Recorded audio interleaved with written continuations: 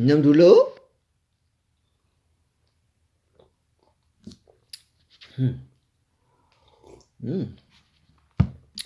Duduk rumah seorang kan. Jadi tak perlulah pakai mask. Kalau pakai juga duduk seorang gila kot namanya. Ya, untuk pengetahuan,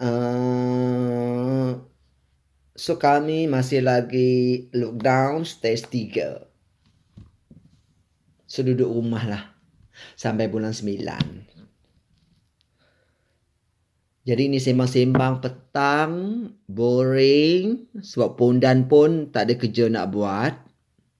So harap korang tak perlulah kecam pondan ya. Sebab pondan ni dah biasa dah kot. Macam dah tak masuk lah. Kalau nak kecam apa sekalipun, tak ada benda. Macam pondan dah cukup kental. So isu dia kita, pondan pun terpanggil untuk buat satu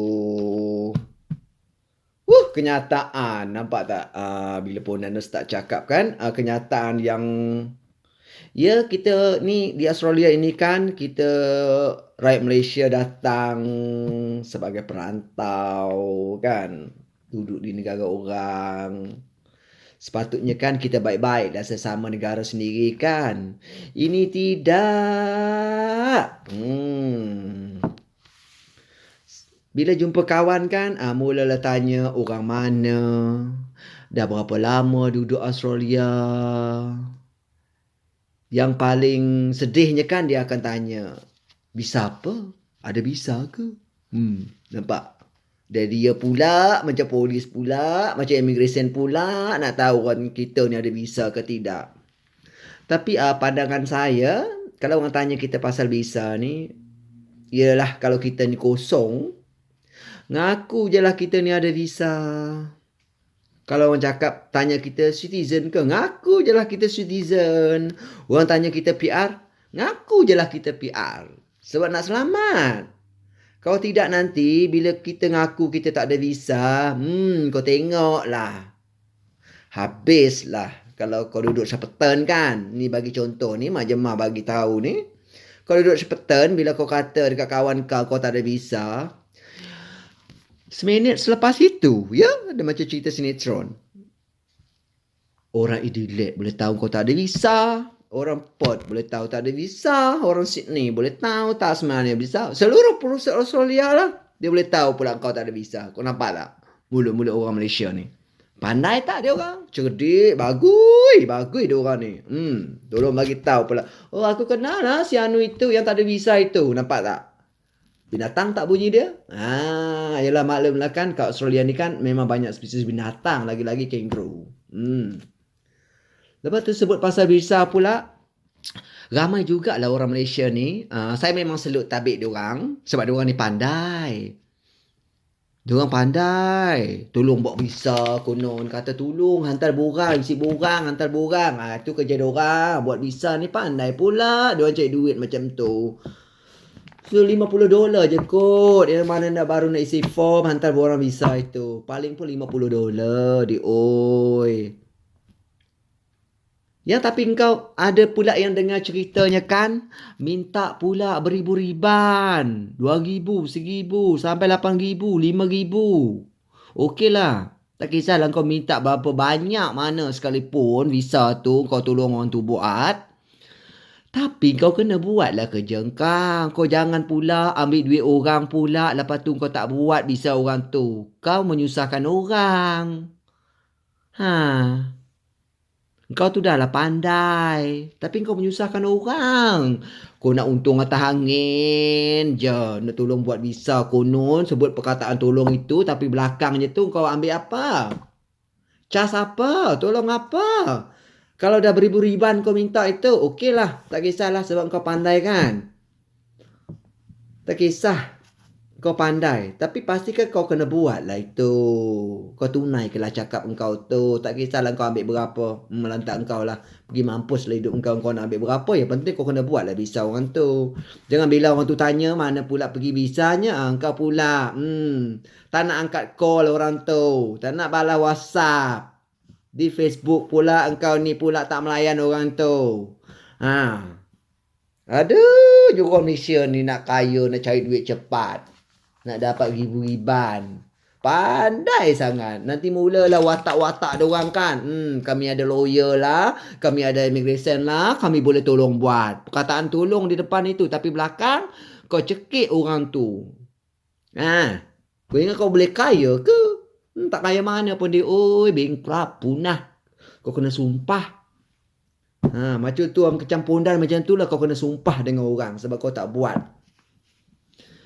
Jadi motif kan saya berkongsi cerita ini kan, bila semua orang dah tahu pasal buat visa ini, kos dia murah je. $50 je pun.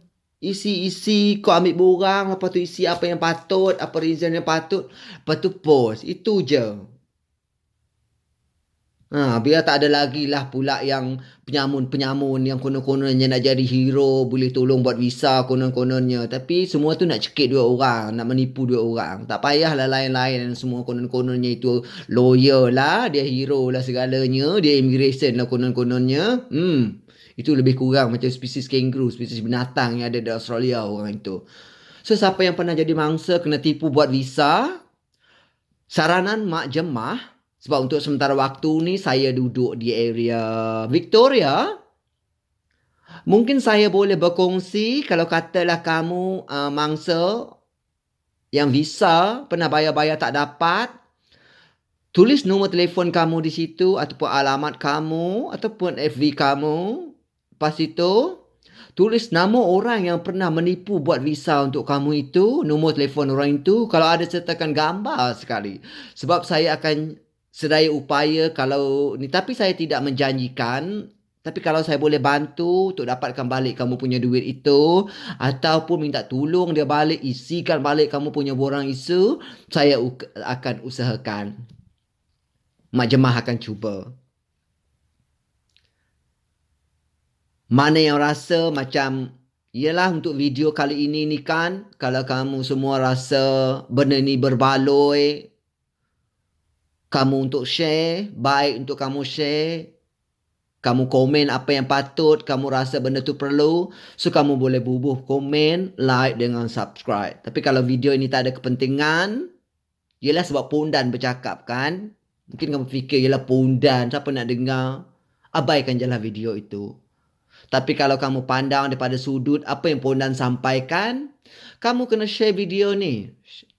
Like video ini. Subscribe video ini. Biar tak ada lagi lah yang hero-hero kononnya boleh buat visa ni. Boleh jadi-jadi lawyer lah konon-kononnya. Dia lah pihak-pihak immigration konon-kononnya. So tak ada lagi lah yang buat-buat visa yang menjadi mangsa kena tipu ni.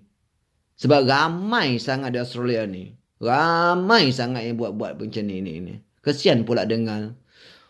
Pada saya setuju kalau kata diorang buat itu kan. Minta duit banyak mana lah amount itu. Tapi kalau diorang buat itu tak apalah, saya boleh terima. Biar pendengar perkataan itu kan memang pahit untuk kita telan.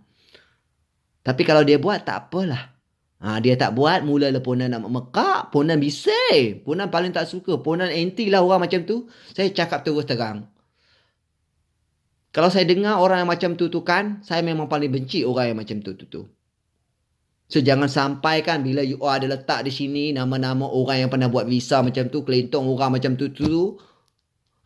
Jangan sampai nanti Pondan akan cari maklumat orang tu. Ataupun kalau kata dia masih di Australia lagi kan, Pondan akan sedaya upaya lah suruh orang hantar dia balik Malaysia. Biar tak boleh menipu lagi. So untuk petang ni saja-saja video santai ya. Tapi kalau yang ada yang makan cili dekat sini, yelah Pondan ni kan mulut memang macam ni. Pondan minta maaf ya. So kau janganlah buat lagi. Kau janganlah tipu lagi. Itulah motif dia. Sekian daripada saya. Sejuk ni, tu sebab pakai ni selimut ni, Pondan tak tahan sejuk. Terima kasih yang menonton, yang subscribe, yang like channel ni.